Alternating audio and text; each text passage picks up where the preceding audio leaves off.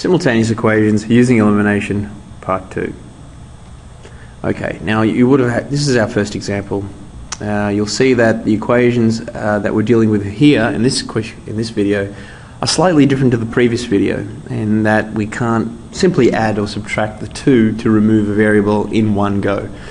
You'll notice that the coefficients in both equations, both the y's and the x's, are both different. So I can't add or subtract to remove one of them in one go. So what we're going to need to do is we're going to have to change the equation so that we can subtract or add the two equations. So the question that we're asking here is, what would be the easiest variable to remove out of x and y in as few moves as possible? So in other words, what can I do to either equation to make one look the same as the other, or at least one of the variables look the same as the other variable? So if I were to choose one, I would choose y, only because that all I needed to do to the y in equation 2 was just multiply it by 2.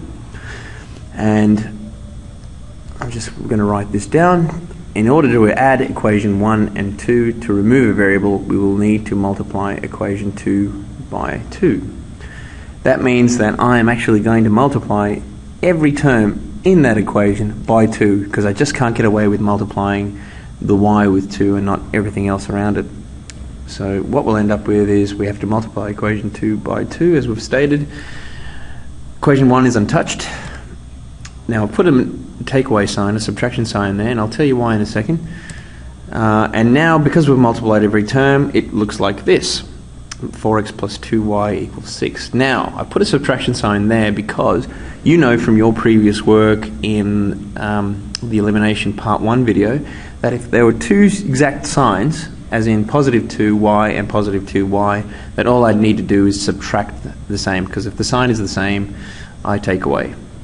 I subtract. Okay, so knowing that, because this is exactly going back to the first video now, all I have to do is do the same things. So I'm going to take equation 2 from 1, so 4x away from 3x, and 6 away from 4, which will end up being negative 2, or negative x equals negative 2, and this means that x equals 2. Which means that, of course, like always, we've got to put the x equals 2 back into either equation. I've chosen equation 1, and of course this ends up being y equals negative 1. And of course our common points, our solution for these two equations is 2 and negative 1. Alright, so proceeding to our next example. Here is our next one. 5x plus 7y equals 1 and 3x plus 5y equals negative 1. Again, similar situation. Both variables have a different coefficient, so can't add or subtract. So the answer to that question that you see on the slide is no. So what is our next move? You can change both equation 1 and 2 to eliminate a variable when either adding or subtracting both equations. So we have to change, the key point being there, we have to change both equations 1 and 2. Both equations 1 and 2. You'll see why in a minute. Alright, so there's our equations. This is our first scenario. This is what we can do. There's a few ways around this, and then basically what we need to do is we're going to choose to remove the y. We're going to try to get rid of the y in this case, which means we have to get the coefficients the same, and we're going to do that by multiplying both equation 1 and 2 by a certain number that we don't know just yet. But the question that I'm going to ask is, and this is our first step, what is the lowest common multiple of 7y and y, or 7 and 5? And hopefully your work in previous years will tell you that in the first line I've got 7y. Multiples of 7y are going to be 7y, 14y, 21y, all the way to 42y. That's for 7y.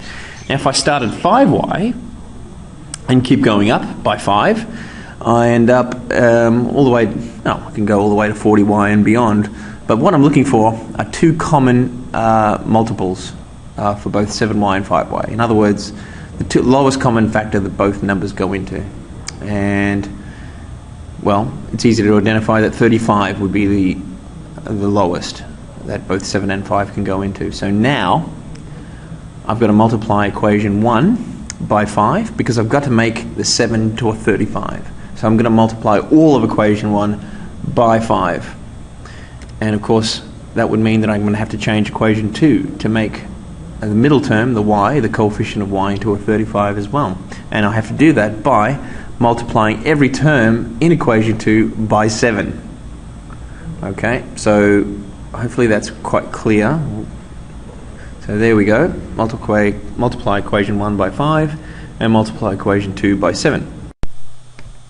Okay, so what we've done is multiply equation 1 by 5, every term in equation 1, which of course we would do the same with equation 2 but multiplying it by 7, which leaves us with the following two equations, which look like this. Now you probably see straight away that we have the middle term, the 35y, in equation 1 and 35y in equation 2 as the same. So we're now back at the beginning part of elimination, or the first video that we looked at, in which case, because they're the same coefficient and because they're the same sign, we would subtract the two. So we're taking equation 2 away from equation 1.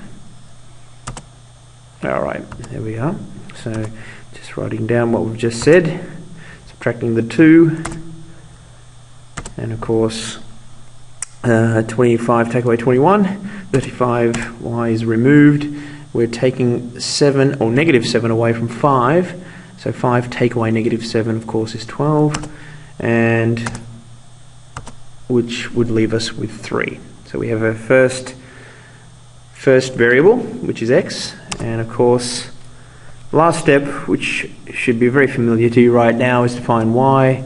And of course we're going to substitute it in either 1 or 2. In this case it really doesn't really matter. There is a negative 1 in 2 which may cause some problems, so I'll choose equation 1 and substitute x with 3, and of course going through the usual motions of algebra we end up with y equals negative 2. So our two values are x equals 3 and y equals negative 2. So this video is basically just an add-on to the first one, and just trying to understand that we're trying to get the same coefficient in front of a variable so that we can remove that coefficient, and we're left with, in this video, in this case, x or y.